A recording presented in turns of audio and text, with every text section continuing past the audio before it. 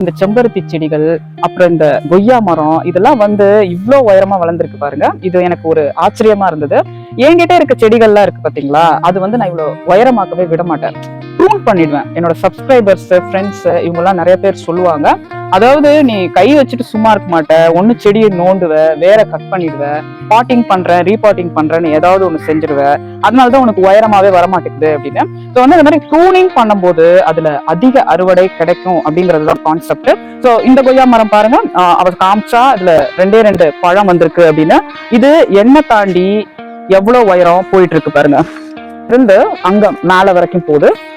அரிசி கோணி, அரிசி பை, பழைய பேகு, பழைய பக்கெட்டு, இது எது கிடைச்சாலும் எந்த பழைய இடம், ஒரு எப்படி சொல்றது, ஒரு செடி வளர்க்க ஒரு இடம் வேணும் அப்படின்னா அதுல வந்து அவங்க செடியை வளர்த்துருவாங்க. அந்த ஒரு வகையிலாவது உரத்தை வந்து அவங்க சேர்த்துருவாங்க. பக்கத்து வீட்டுக்காரங்க காய்கறி நறுக்கி கொடுத்தாலும் சரி, நம்ம இருக்கிறாலும் சரி, அதுல அவங்க உருவாக்கிடுவாங்க.